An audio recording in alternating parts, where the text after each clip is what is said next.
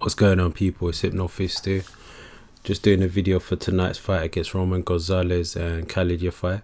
But before I want to get into that video, firstly I want to congratulate Tyson Fury. He done an outstanding job. Sensational performance.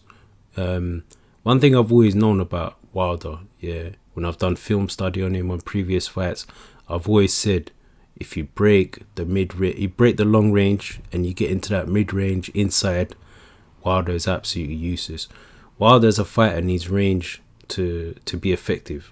So you take the range away and he falls apart.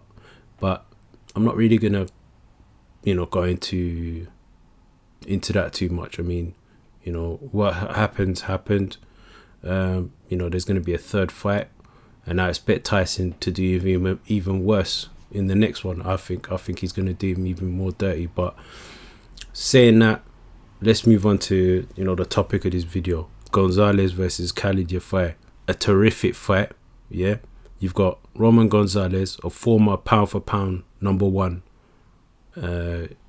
guy in the sport, the head honcho in the sport at one point, and he's going against Khalid Yafai, and he's being marketed as Britain's longest reigning champion.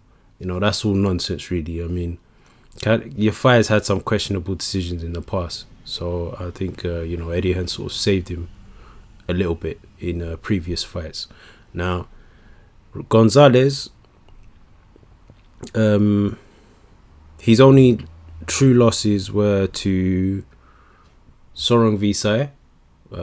First one, it was a 12-round points decision, and second one was a 4th-round knockout. Gonzalez is, although he's a elite level operator, he is on the the wrong side of father time. He is aging slightly, but he still has more than enough, in my opinion, to be a serious force at in his weight class against any of the other champions. Now, Gonzalez is a true pressure fighter. He's not only a pressure fighter, he's very fluid on the front foot as well. So he can attack, and he is a very high volume fighter as well.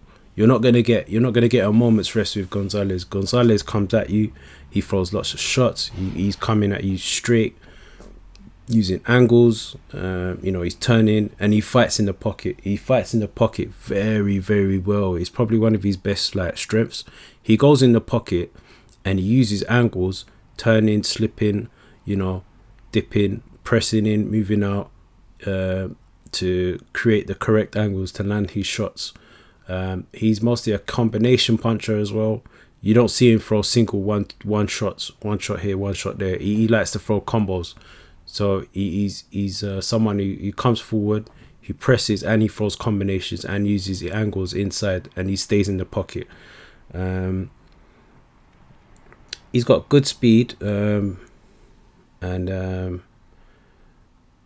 he's got good combinations as well. He mixes up extremely well to the head, to the body. He likes to go to the body, especially when he's close range. He really digs into that body, and he's a very, very, very good fighter, man. Very good fighter. I enjoy watching Gonzalez fight, man.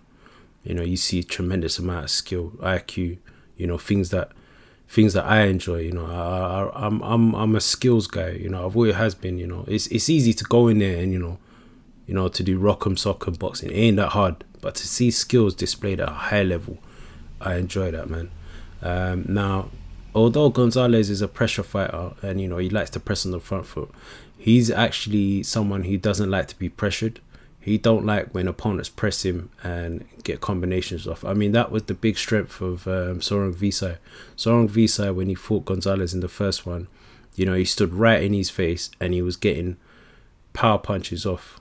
And one thing about Gonzalez doesn't really like to trade shots.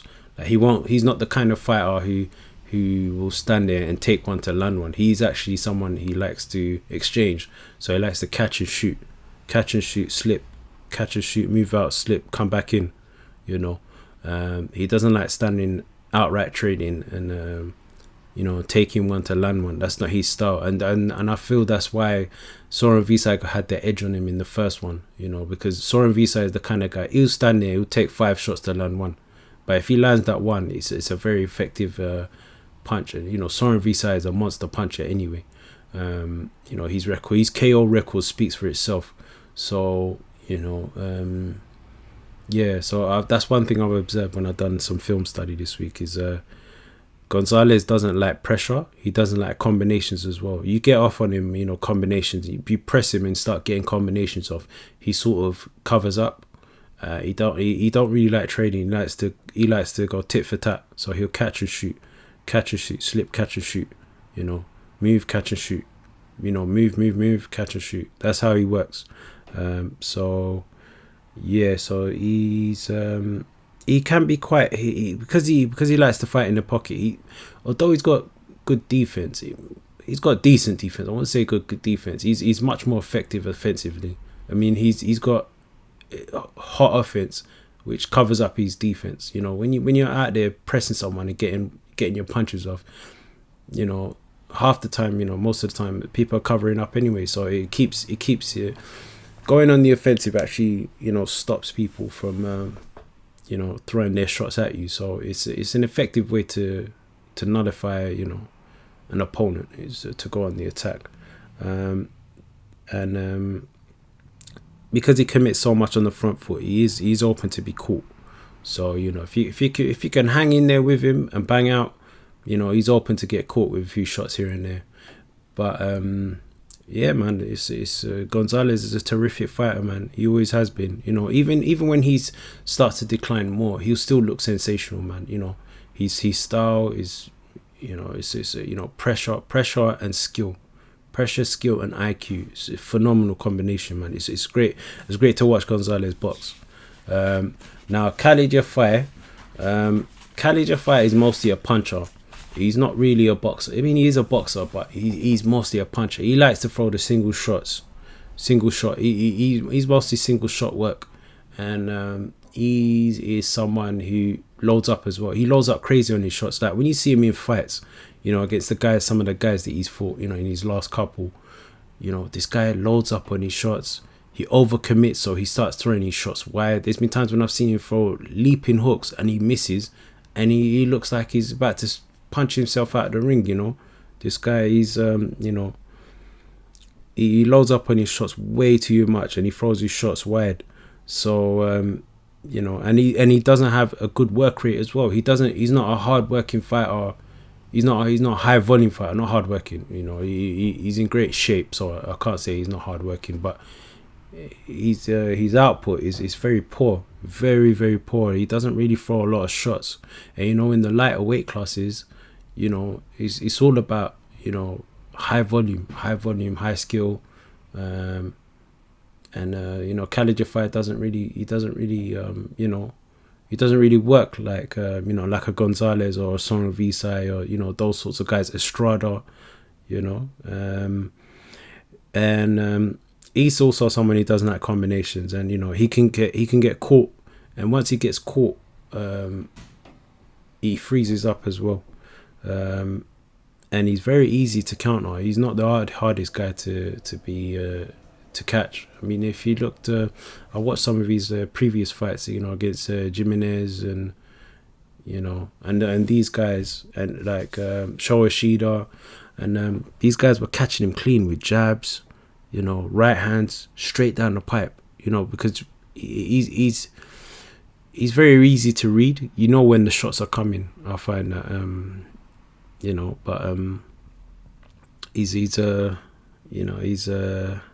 he's easy to catch, and I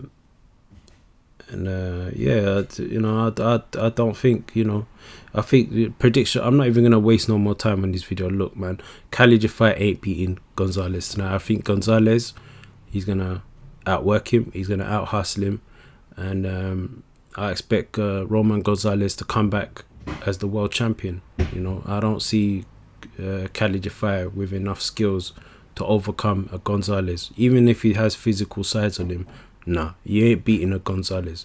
You need to have KO power. To hurt Gonzalez, you have to have KO power. And Khalid Yafai is not a big puncher. You know, this is a guy who's gone 12 rounds with journeyman. You know, and he's supposed to be a world-class fighter. Nah, mate, I'm sorry, man, but you know, I don't. No, that ain't happening, man. I think Gonzalez not only beats him, but he's gonna beat him decisively. I don't see what answer Khalid Yafai has in his arsenal for Gonzalez's work rate and his angles on the inside. Yeah, I just don't see it. I don't see nothing in his previous performances demonstrates to me that he has the capability of dealing with a fighter with the skill set that Roman Gonzalez has. And Khalid Yafai doesn't have that much on him in size. I watched a clip of the weigh-in yesterday, and Gonzalez looked in better shape than he's looked in years. You know, and he's had injuries in the past. I know he had a knee issue that seems to have cleared up from I saw an interview last week, and he said that, you know, Steve Kim's, you know, mentioned that, you know, Gonzalez is looking terrific in training. The knee issue seems to have cleared up. So I expect, you know, Roman Gonzalez to go out there and he's going to do the business. Like, no way I don't think Khalid Yafai wins tonight. I think he loses his title. And Roman Gonzalez becomes, you know, a champion again. And I look forward to it. I think it's going to be a terrific fight. It's a great lead up to the Mikey Garcia versus Jesse Vargas fight, which that's going to also be a terrific fight as well. I think Garcia is going to have his hands full with Jesse Vargas. You know, Jesse Vargas, for all his flaws as a fighter, in terms of, it's not even flaws, it's for his limited ability as a fighter, he's got terrific work rate, man. And I expect Garcia to have some problems with Jesse Vargas tonight. But yeah, I'm backing Roman Gonzalez to win. I think it's going to be a decisive win. And I expect Roman Gonzalez to be victorious tonight. Alright, if you like the video, if you have anything to add, if you think, you know, if you think otherwise, drop a comment below, like and subscribe to the channel. Alright, peace.